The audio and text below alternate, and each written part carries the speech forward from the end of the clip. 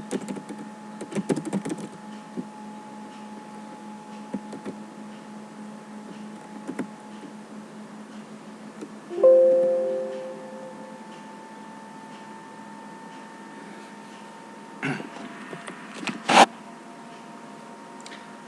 Assalamualaikum warahmatullahi wabarakatuh. Kali ini kita akan membahas tentang patofisiologi penyakit tuberkulosis, ya, atau TBC. Jadi penyakit ini menjadi salah satu penyakit yang tinggi kasusnya, ya, angka kematiannya juga tinggi di Indonesia.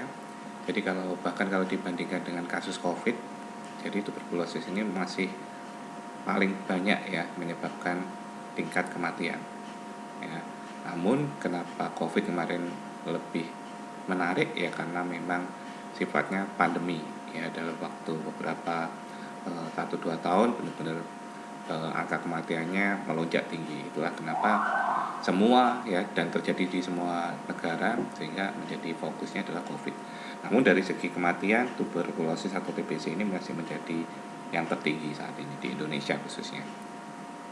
Oke, ya, kita akan masuk membahas penyakit tuberkulosis ini. Nah, ini datanya seperti ini, bahwa dari data yang ada di salah satu organisasi di Indonesia, yaitu TB Indonesia, di mana data yang terrekod ya ada 969.000 orang dengan TBC. Ya, jadi ini sudah suspek. Kemudian 28.000 orang dengan TBC resisten obat, ya, atau RO. TBC resisten obat ini adalah kondisi di mana orang yang mengalami TBC, dia menjalani pengobatan kurang lebih 6 bulan.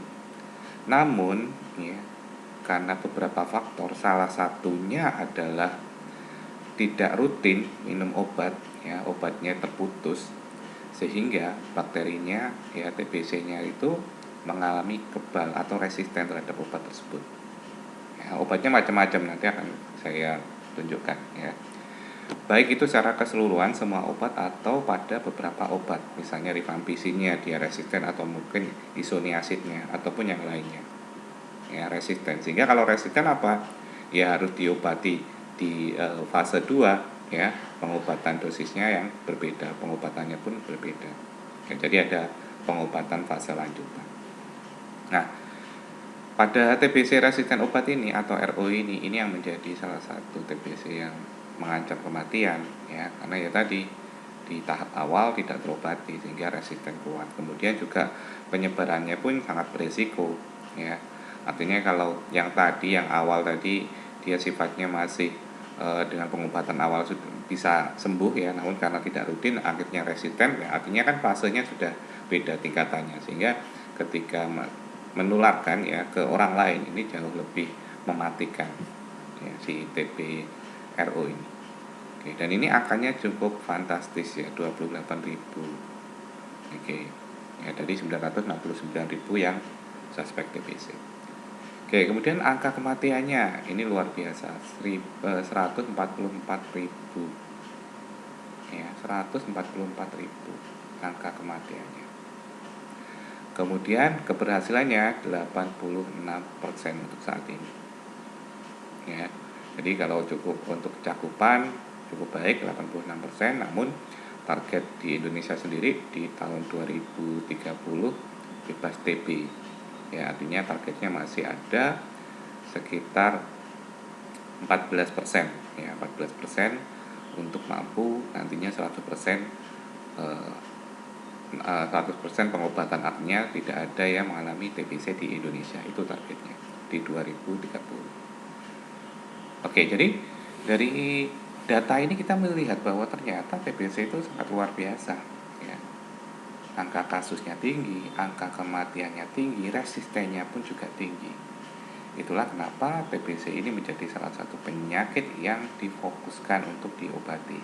Bahkan pengobatannya pun, ya, di level pelayanan tingkat 1 yaitu puskesmas itu digratiskan. Ya, jadi gratis untuk obat-obat yang diberikan untuk penderita TB ini. Oke, kita lanjut dulu. Nah, ini kita lihat dari segi negara. Nah, untuk 10 negara dengan kasus TBC terbesar tahun 2017 itu yang pertama adalah India. Kemudian yang kedua Tiongkok dan yang ketiga adalah Indonesia. Ya, jadi kalau kita bicara peringkat-peringkatnya itu yang juara 1, 2, 3 ya itu menjadi suatu yang membanggakan ya. Namun ketika menjadi juara 3 dalam kasus TBC terbesar ini ya justru memalukan. Ya, nah, kasus ini tentunya terkait erat dengan jumlah penduduk. Mengingat bahwa India, Tiongkok, Indonesia ini memang memiliki jumlah penduduk yang luar biasa. Ya, jadi sangat banyak. Di Indonesia sendiri sekarang sudah menyentuh 280-an juta. Ya. Jadi menjadi nomor 3 negara dengan kasus TBC terbesar, khususnya di tahun 2017. Oke, kita lanjut. Kemudian jumlah penduduk terbanyak di Indonesia. Nah, ini tadi di dunia, maaf ya. Terbanyak di dunia. Yang pertama untuk tahun 2022 ini adalah Cina. Ya, jadi melewati India. Kalau tadi India menjadi kasus terbanyak di 2017. Nah, sekarang kalau kita bicara jumlah penduduknya, Cina jauh lebih tinggi. Ya, otomatis resiko penyebaran TBC ini juga lebih tinggi lagi, lebih banyak lagi ya di Cina. Karena salah satu penyebarannya melalui interaksi. Oke. Kemudian di India nomor 2 di 1,3 M atau miliar ya penduduknya. Kemudian di Amerika USA 331 dan di Indonesia sendiri 273 juta jiwa. Ya, disusul dengan negara-negara yang lain. Oke, ini dari jumlah penduduk yang menjadi salah satu faktor mudahnya ya penyebaran TBC. Ya, jadi semakin banyak penduduk, otomatis interaksinya akan semakin tinggi, otomatis juga resiko penyebarannya juga akan semakin tinggi. Oke, kita lanjut. Nah, ini menurut WHO bahwa di setiap detik ada 1 orang yang terinfeksi TBC di dunia. Ya, jadi luar biasa. Setiap 1 detik di dunia ini ada 1 yang terinfeksi TBC. Ya, ini saking tingginya kasus TBC di dunia sehingga kalau dibuat rata-rata seperti ini. Oke, kita lanjut lagi. Nah, sedangkan kita ya ketika masuk membahas tentang sejarah TBC khususnya di Indonesia, ternyata kondisi TBC ini sudah terjadi atau muncul sejak abad 8 Masehi. Jadi di zaman Borobudur. Ya, jadi Borobudur itu dibangun di sekitar abad 8 Masehi. Dan disitulah mulai ya muncul yang namanya TBC ini. Kemudian berkembang di zaman Hindia Belanda ya di kolonial pada saat itu perang penjajah dan sebagainya. Kemudian sampai di awal 1933 ya berlanjut, kemudian di sebelum 1934 ya. Maaf 1439 ya, jadi mulai ada fokus ya pendidikan ya, dan juga tentunya organisasi yang fokus untuk menyelesaikan permasalahan TBC ini. Kemudian di zaman Orde Baru 1949, 1950, ya 1963, kemudian masuk di zaman Orde Lama, ya dan seterusnya sampai zaman sekarang ya di 2018 dan bahkan yang lebih baru lagi. Artinya apa? Bahwa kondisi TBC ini ya dari dulu sudah ada. Ya. Yang beda adalah penanganannya. Tentu dari awal ya penanganannya ya tentu masih belum sebaik sekarang ya. Kemudian bertahap sampai ada lembaga-lembaga, organisasi yang memang fokus untuk menyelesaikan masalah TBC ini. Ya, bahkan sekarang seperti tadi ada data yang kasus tadi itu salah satu lembaga organisasi di Indonesia yang mengurusi TBC, tbindonesia.org.id. Ya, jadi memang kenapa ada organisasi khusus karena tadi ya kasusnya sangat tinggi, butuh spesialisasi, butuh fokus tim ya untuk menyelesaikan dari hulu ke hilirnya. Ya, jadi masalah-masalah TBC ini karena multifaktor, kompleks ya, jadi memang butuh organisasi yang memang fokus untuk menyelesaikan. Oke, jadi ini gambaran sejarah TBC di Indonesia. Jadi sudah muncul dari sejak zaman dulu dan tentunya tadi menimbulkan banyak kendala, masalah kesehatan di Indonesia, salah satunya sampai ke kematian. Oke, kemudian ini adalah salah satu kondisi ya yang menjadi resiko penularan TBC, yaitu kondisi sesak, kondisi yang penuh seperti ini ya di transportasi umum.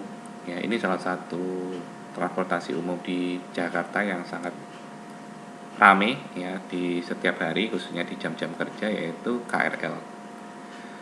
Oke, nah di KRL itu kondisinya seperti ini. Ya, jadi di setiap gerbong itu benar-benar di jam kerja khususnya itu penuh dengan ya para orang-orang yang kerja di sekitaran Jakarta, mulai dari mungkin di Depok, Bekasi, kemudian ada dari berbagai penjuru ya yang menuju Jakarta untuk kerja ya pada pagi hari, kemudian pulangnya pun di sore hari juga sama, akan cenderung penuh seperti ini. Nah, kondisi penuh ini tentu menjadi salah satu resiko. Kenapa? Ya karena ketika di dalam satu gerbong tertutup ber-AC, nah ketika ada satu saja ya yang suspek TBC, kemudian dia batuk atau mungkin dia berbicara gitu aja, maka percikan-percikan udara yang keluar dari mulutnya tadi itu bisa terhirup oleh orang lain. Dan orang lain itu akan menularkan lagi ketika nanti dia pulang ke rumah, ya menularkan ke suaminya, ke istrinya, ke anak, dan juga mungkin setelah itu dia komunikasi dengan tetangga dan sebagainya, maka akan semakin tersebar.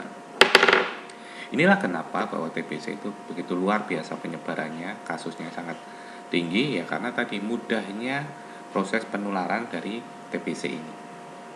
Nah, salah satu faktor resikonya adalah kondisi transportasi umum yang macet seperti ini atau penuh sesak seperti ini. Ini menjadi salah satu faktor pemicu. Oke, kemudian juga kayak gini kondisi, ya ini kalau di luar dari transportasi kita lihat di Jakarta itu setiap hari kondisinya seperti ini. Ya, di jam-jam kerja khususnya benar-benar penuh sesak. Nah, ini meskipun di luar dari transportasi, di luar dari areanya tadi ya, namun ketika interaksi seperti ini, ya interaksi yang penuh kayak gini ini juga menjadi faktor.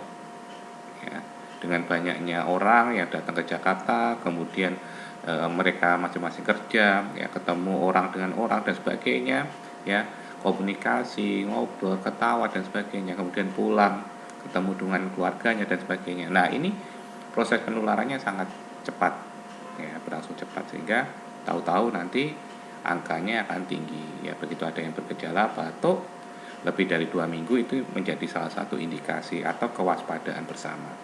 Ya, jadi ketika saat ini misalnya kalian di kelas ya ataupun nanti di masyarakat Anda amati kalau ada orang yang batuk lebih dari 2 minggu, nah itu menjadi kewaspadaan. Ya, waspada apa? Jangan-jangan itu dia menjadi salah satu suspek TBC. Oke. Jadi walaupun dia alasannya macam-macam, oh ini batuknya karena rokok, ini batuknya karena mungkin kurang minum dan sebagainya, ya. Terlepas dari alasan apapun, kalian perlu waspada. Ya, ketika menemukan kasus tadi seperti itu ya, batuk lebih dari 2 minggu. Ya, jadi itu seharusnya sudah melakukan pemeriksaan lebih lengkap di puskesmas ataupun di rumah sakit untuk tahu ya apakah batuknya itu memang batuk yang hanya batuk saja, artinya tidak ke arah TBC atau justru sebaliknya mengarah ke TBC. Oke, kita lanjut. Nah, ini penularan TBC ada melalui beberapa cara. Yang pertama batuk. Ya jelas karena TBC gejalanya batuk, maka dari batuknya itu percikan batuknya itu bisa karena dia mengandung bakteri tuberkulosis itu, nah bakterinya bisa terhirup oleh orang-orang yang ada di sekitarnya. Kemudian bersin, ya sama bersin, kondisi bersin itu kan mengeluarkan uap udara, Ya, walaupun mungkin tidak terlihat, tidak seperti batuk, kalau batuk kan lebih gitu ya, kalau bersin asing misalnya gitu. Cuman itu ada percikan-percikan. Begitu juga berbicara, kemudian tertawa. Ya, ini sangat berpotensi menjadi bagian penularan dari kuman TBC.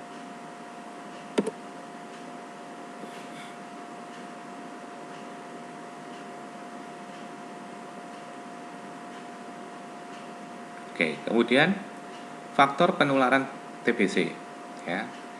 Yang pertama adalah kekebalan tubuh.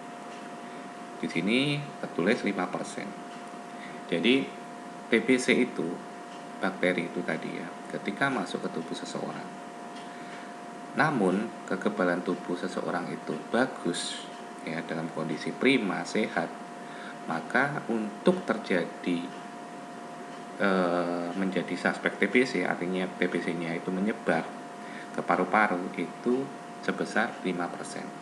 Ya, jadi cukup kecil. Dengan catatan tadi ya, kondisi tubuhnya fit, sehat.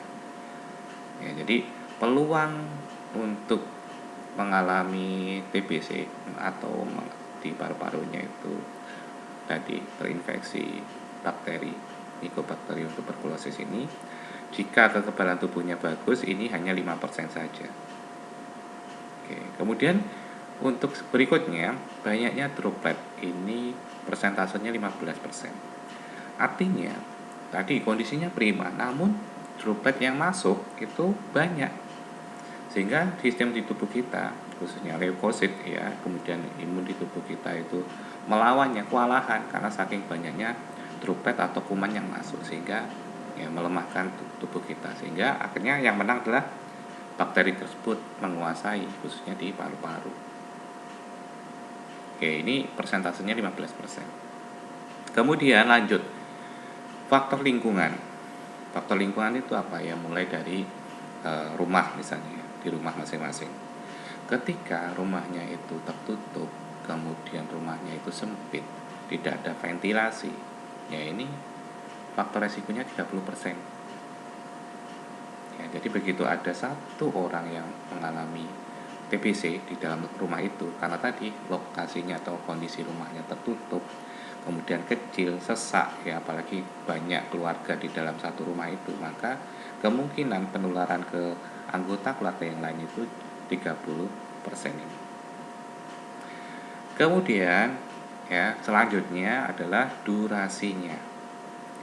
Jadi kalau tadi udah membahas kekebalan, dropletnya yang masuk banyak apa tidak, kemudian faktor lingkungannya, yang terakhir adalah durasi.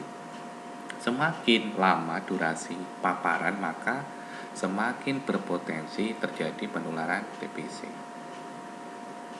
Ya, jadi walaupun tubuhnya prima, namun setiap hari ketemu dengan orang TBC tersebut. Jadi contoh misalnya ada satu orang TBC di kantor, namun dia nggak merasa TBC karena nggak pernah cek ya, dia batuk, namun dia merasa bahwa batuknya ini batuk karena rokok ya, dia selalu bilang seperti itu. Nah kebetulan si temennya tadi misalnya dia percaya dengan alasan si A tadi, sehingga tiap hari ketemu, tiap hari komunikasi ya, komunikasinya pun intens, sering kayak gitu. Nah durasi ini semakin sering dia komunikasi dengan orang yang kena TB tadi, maka potensi penularannya 50%. Ya, meskipun saat itu misalnya hari pertama dia tubuhnya prima, sehat, ya paparan OP ketemu, kemudian ngobrol 1 jam 2 jam mungkin masih oke. Tapi hari kedua, hari ketiga dan sebagainya kan tidak menjamin kondisi tubuh itu tetap prima. Bisa saja kondisi tubuhnya menurun. Nah disitulah nanti begitu komunikasi, nah kemudian bakterinya masuk, kalah ya pertahanan tubuh kita, akhirnya itu tadi terjadi penularan TBC. Oke, jadi ini faktor penularan TBC. Lanjut. Nah ini adalah kondisi atau gambaran ya, dari penularannya. Jadi ketika berbicara, ketika bersin, ketika batuk ya, mengeluarkan percikan udara seperti ini. Nah di tiap satu droplet itu bagian kecil atau uap airnya, di satu budirnya itu terdapat 3 basil. Nah, jadi orang yang mengalami TBC di setiap dropletnya itu mengandung 3 basil. Bayangkan ketika ada 1 dan dua orang itu komunikasi lamanya sekitar 5 menit, maka 3000 droplet itu butiran percikan air tadi dikali dengan 3 basil tiap percikannya, sehingga 3000 dikali 3 sekitar 9000 bakteri yang akan tersebar di sekitar area tersebut. Dan dari 9000 itu tentu menjadi potensi untuk terhirup oleh orang yang ada di sampingnya, di depannya, dan sebagainya, ya, karena berada di area orang tersebut. Nah, inilah salah satu kenapa penyebarannya sangat cepat, ya, karena di dalam satu percikan aja mengandung 3 basil. Oke. Nah, sekali lagi ini menjadi perhatian bersama, ya. Jadi diamati orang-orang di sekitar Anda ketika menemui tadi ya salah satu indikasi batuk kok sampai 2 minggu nggak sembuh-sembuh. Nah, ini waspadanya apa ya, kita sebagai teman, sebagai keluarga, kita ingatkan untuk cek, untuk berobat seperti itu. Namun kalau yang bersangkutan susah, ngeyel dan sebagainya, ya udah cukup kita yang membentengi diri. Dengan cara apa? Menjauhi orang tersebut, artinya membatasi komunikasi. Kemudian jangan lupa pakai masker, bila perlu double maskernya. Ya, jadi seminimal mungkin kita menjaga interaksi agar tidak tadi berhadapan atau interaksi yang intens dengan orang tersebut. Ya, kalaupun setelah komunikasi atau mungkin jabat tangan dan sebagainya, segera cuci tangan pakai sabun, ya, dan memastikan bahwa area-area tadi ya benar-benar bersih. Gitu. Ya, jadi walaupun kita dibilang lebay dan sebagainya nggak masalah. Ini menjaga diri kita agar tidak tertular TBC. Ya, antisipasi daripada kita merasa santai-santai komunikasi dan sebagainya, ternyata tahu-tahu dia TBC kemudian tertular.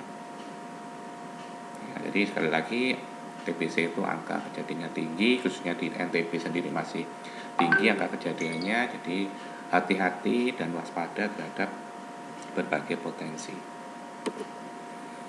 Oke, kemudian kita masuk ke patogenesis tuberkulosis. Ya, yang pertama adalah droplet masuk tadi butiran. Ya, begitu komunikasi dengan orang yang mengalami TBC, ya komunikasi, kemudian dropletnya masuk menuju alveoli di paru-paru. Menuju alveoli kemudian dihancurkan oleh makrofag, ya, sistem pertahanan tubuh kita. Dengan catatan ini kalau jumlah yang masuk tidak melebihi dari kemampuan tubuh kita untuk mengendalikan. Ya. Oke, contoh lah ini tubuh kita mampu untuk mengendalikan. Maka yang terjadi adalah menjadi TB laten atau dorman. Jadi TB itu luar biasa ya, bakterinya itu bisa adaptasi. Sehingga ketika tadi dihancurkan oleh makrofag, yang terjadi dia akan tertidur itu ya kayak non aktif. Dan non aktif ini dia akan aktif lagi ketika tubuh kita itu lemah. Ya, jadi bahayanya itu. Sehingga yang terjadi pada orang yang dicurigai atau suspek TBC itu diberikan pengobatan secara rutin, harapannya tadi obat itu akan menekan dan membunuh bakteri ini. Ya, selama pengobatan 6 bulan ini memastikan bahwa bakterinya benar-benar mati. Sehingga ketika dia dorman atau dia non aktif, kemudian misalnya di bulan kedua dia aktif, ya karena tubuh kita pada saat itu lemah. Namun ketika kita pada saat itu juga mengkonsumsi obat TB, maka obat TB itulah yang akan membunuh si bakteri tersebut. Ya. Namun sebaliknya kalau orang itu sebenarnya sudah mengalami arah atau gejala ke TBC, namun dia tidak menjalani pengobatan, ya merasa baik-baik saja dan sebagainya, itu begitu dia lemah, TBC-nya aktif ya bakterinya, kemudian melemahkan ya tubuhnya dia, ya, batuk dan sebagainya. Akhirnya ya tentu ini kalau dibiarkan paru-parunya ya dapat rusak ya, karena alveolinya tadi akan mengecil, keriput ya, terjadi kerusakan pada paru-paru secara menyeluruh nantinya seperti itu. Oke. Nah, ini lokasi penularan ya. Jadi 15 kali ya terjadi penularan itu di rumah. Karena apa? Di rumah itu biasanya ya tadi kalau kaitannya lingkungannya tertutup, ya kemudian ventilasinya tidak ada, ini resikonya 15 kali. Kemudian di transportasi umum tadi di bis, mungkin di KRL, ya, kemudian di pesawat dan sebagainya, ini sebesar 5 kali lipat. Kemudian di fasilitas kesehatan, contohnya rumah sakit, puskesmas, klinik dan sebagainya juga 10% sumbangsihnya ya, sumbangsih kemungkinan penularannya. Inilah kenapa juga kalau ke rumah sakit, ke pelayanan kesehatan lainnya itu ya, di klinik dan sebagainya, pastikan ya jangan mengajak orang-orang yang saat itu sedang tidak sehat ya. Jadi ketika si A sakit, misalnya ini seorang suami ya sakit, cukuplah diantar oleh istrinya atau mungkin saudaranya untuk berobat ke rumah sakit atau mungkin ke puskesmas ataupun ke klinik. Jangan berbondong-bondong keluarganya semua ya, ada anak, ibu, mertua dan sebagainya ikut mengantar ke pelayanan kesehatan. Kenapa? Ya tadi bahwa fasilitas kesehatan itu menyumbang 10% ya terjadi penularan TBC.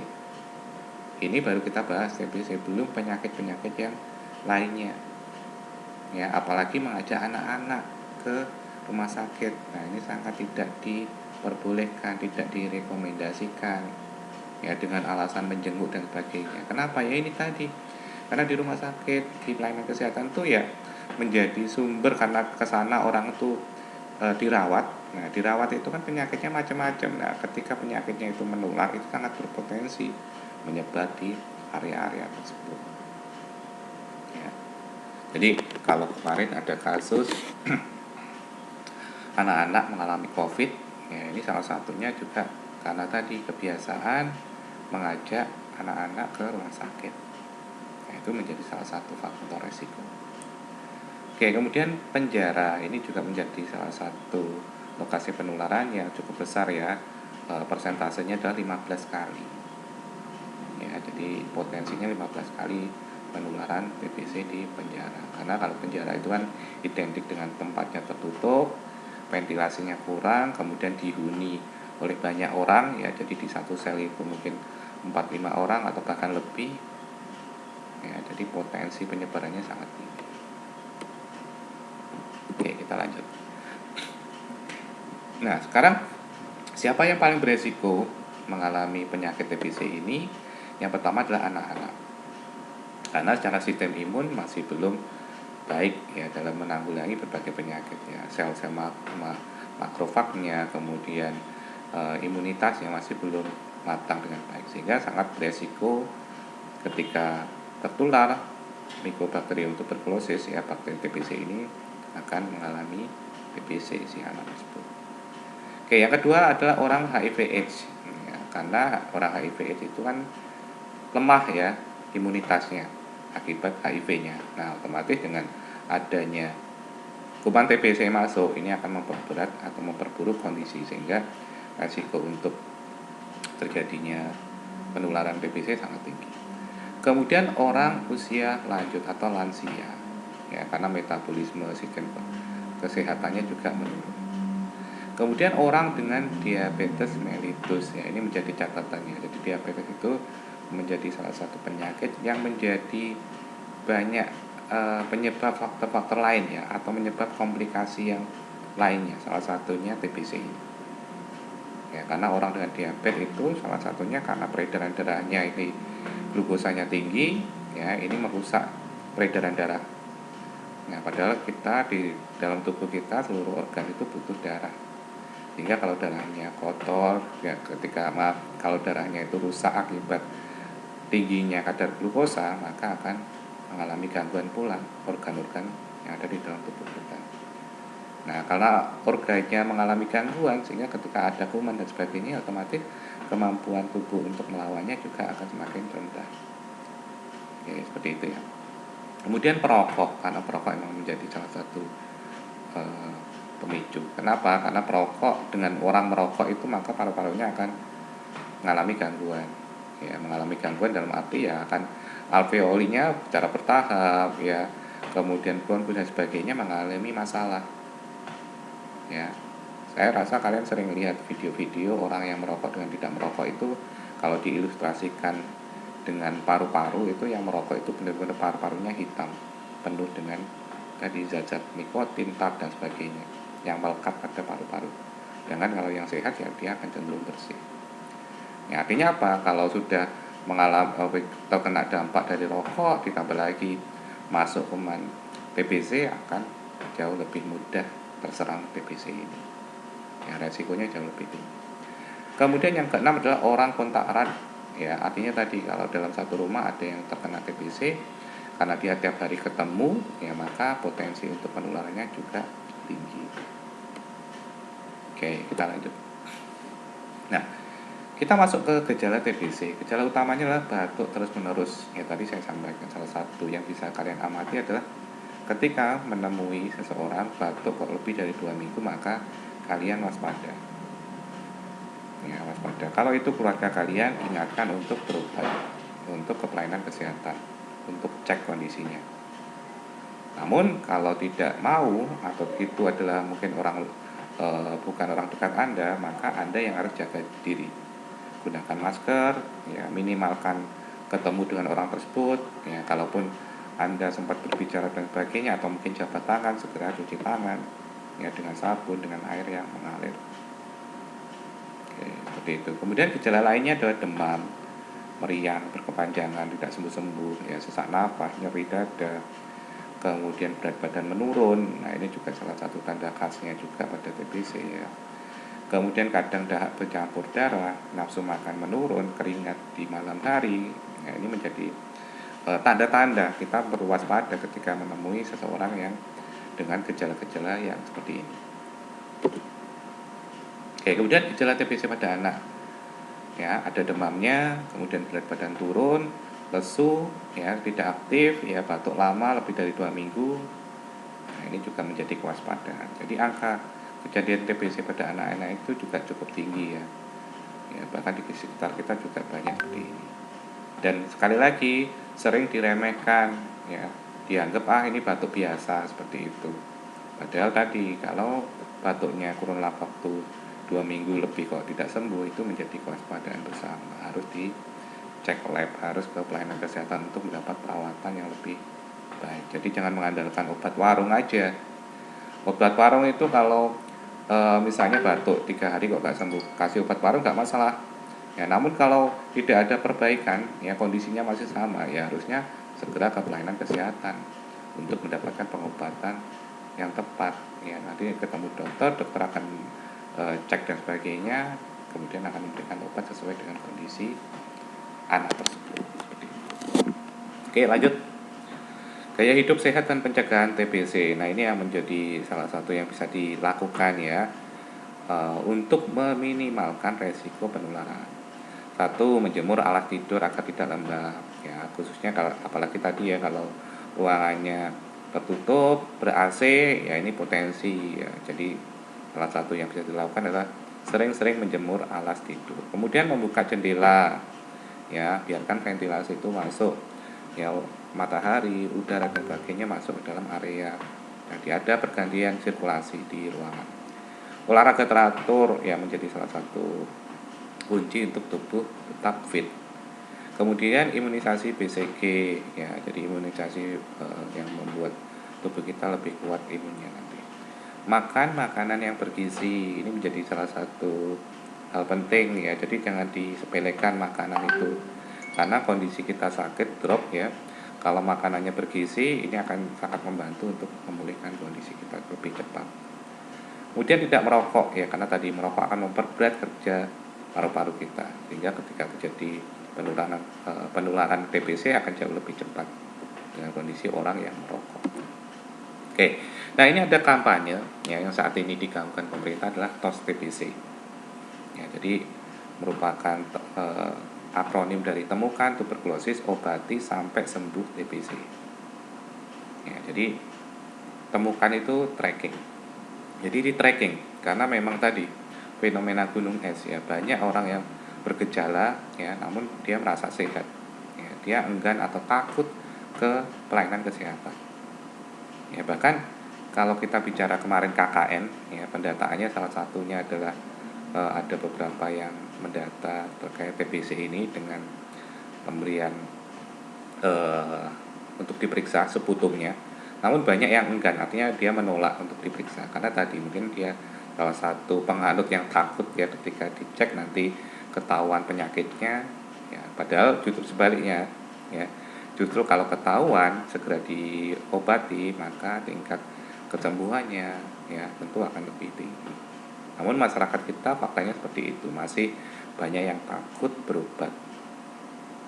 Oke, jadi program ini mentargetkan bahwa di tahun 2030 itu tingkat keberhasilan ya kesembuhan dari pasien TBC itu 95%. Bahkan yang terbaru dicanangkan 2030 itu bebas TBC ya, atau zero TBC.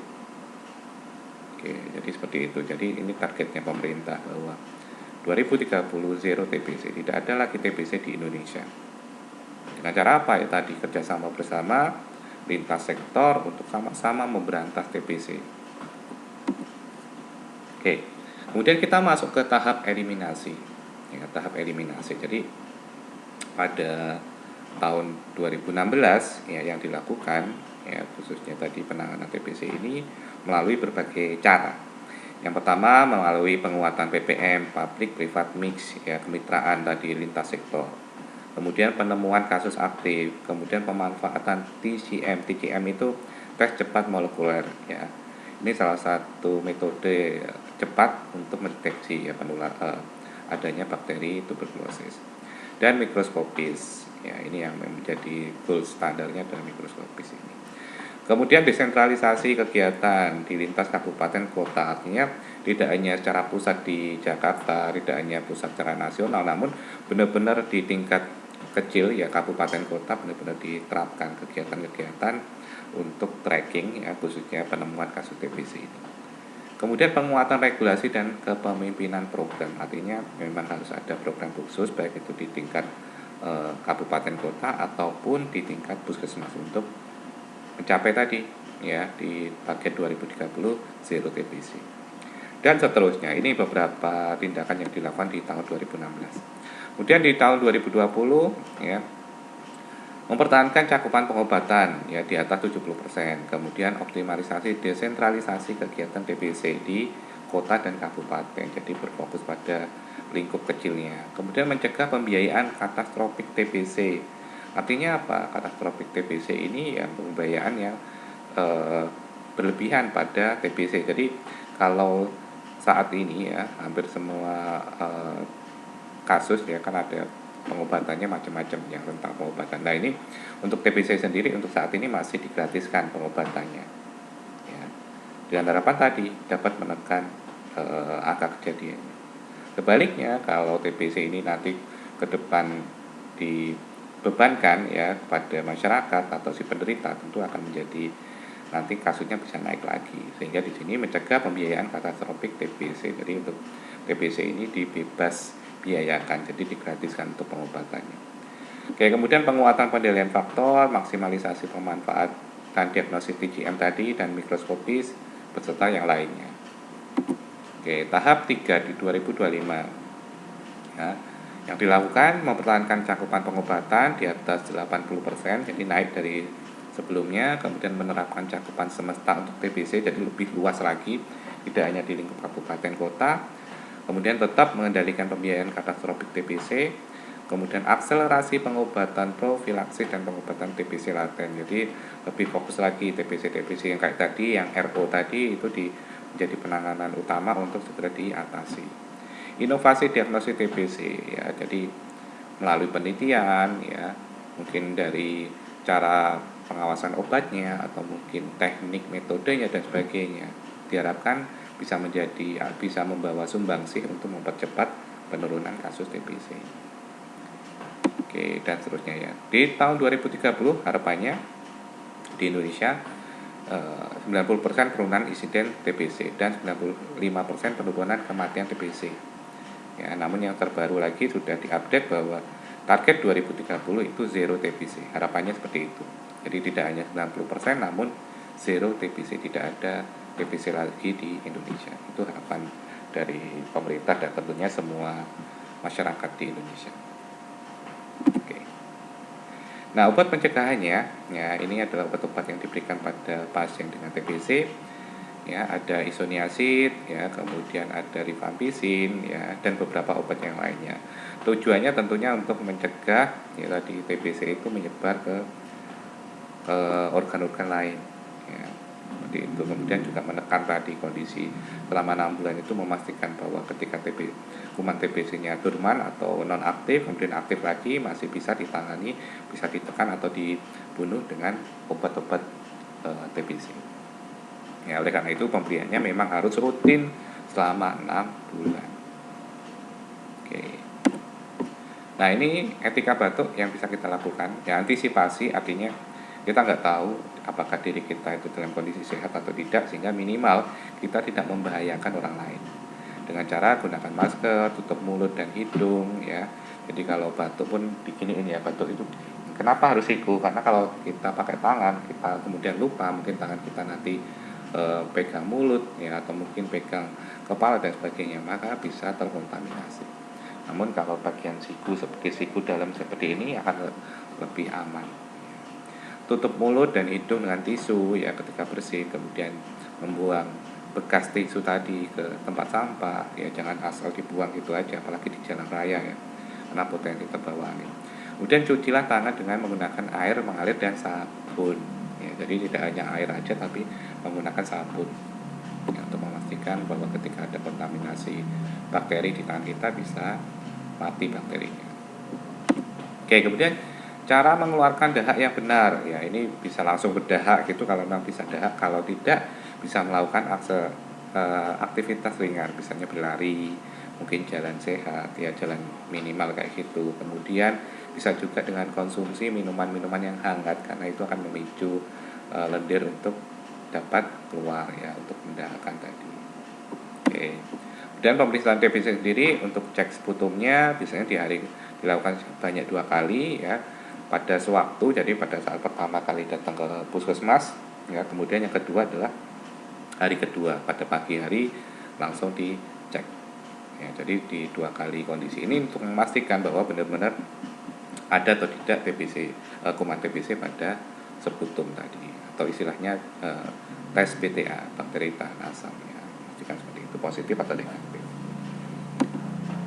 Oke, kita lanjut. Nah, dalam penanganan TBC itu ada yang namanya PMO atau pengawas minum obat. Ya, ini adalah merupakan dukungan dari petugas kesehatan atau non kesehatan. Dulunya PMO ini adalah orang kesehatan, ya, perawat, bidan seperti itu, yang membantu orang-orang puskesmas lah, yang mendampingi para orang-orang dengan TBC untuk menjalani pengobatan. Namun dengan berjalannya waktu, karena tadi kasus TBC itu sangat banyak, tidak memungkinkan lagi kalau non kesehatan aja yang turun sebagai PMO, sehingga sekarang dilibatkan PMO itu tidak hanya tenaga kesehatan namun juga kader, kemudian juga bisa melibatkan kepala desa atau kepala kelurahan, kemudian keluarga ya, ini juga bisa menjadi PMO ya, jadi tidak hanya fokus ke tenaga kesehatan. Nah, apa yang dilakukan PMO? Yang dilakukan adalah memotivasi ya tadi untuk benar-benar diselesaikan pengobatannya, mengingatkan, jadi kalau lupa hari itu belum diminum diingatkan, mengawasi ya, memastikan bahwa obat itu benar-benar diminum oleh si pasien atau penderita TBC ya, seperti itu. Nah, alasannya kenapa ya tadi, pengobatan TBC itu jangka panjang 6 bulan ya, 6 bulan itu harus dikonsumsi obatnya tiap hari, dan obatnya pun jenisnya banyak, sehingga kalau tidak ada pengawasan, tidak ada orang yang mengingatkan tadi ya, mengontrol dan mengevaluasi tadi ya, nah otomatis ya sangat dimungkinkan nggak tuntas pengobatannya ya, 1 bulan pertama tuntas dihabiskan, tapi mungkin di bulan kedua, bulan ketiga mulai malas atau mungkin lupa. Nah di sini tentunya ada PMO tadi, pengawas minum obat, untuk memastikan obat tadi tetap diminum sesuai dengan jadwal, sesuai dengan lamanya pengobatan selama 6 bulan tadi. Oke. Nah, syaratnya apa saja menjadi PMO ini? Yang satu, seseorang yang dikenal, dipercaya, dan disetujui.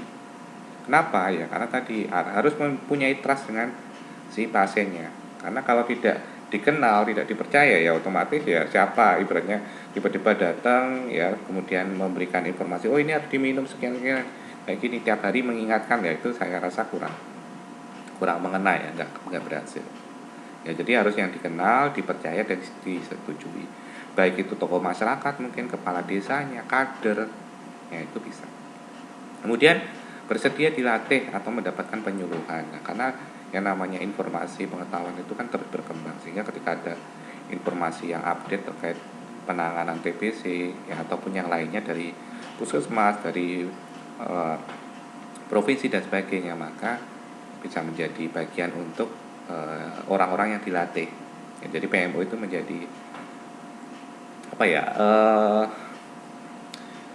Menjadi jembatan ya. Jadi begitu ada informasi dari pusat, dari dan kesehatan, dari puskesmas, maka PMO diberikan informasi tersebut agar PMO tadi tahu dan tentunya bisa memberikan pengawasan yang lebih baik. Kemudian seseorang yang dekat dengan penderita TBC, ya tadi mungkin bisa keluarga juga, bisa ya suami, istri, anak, atau mungkin keluarga yang lain. Ya, intinya seseorang yang dekat. Bersedia membantu penderita TBC dengan sukarela. Ya, kenapa sukarela? Ya karena memang nggak dibayar dan harus mengingatkan selama 6 bulan tadi. Setiap hari diingatkan untuk memastikan obat benar-benar dikonsumsi.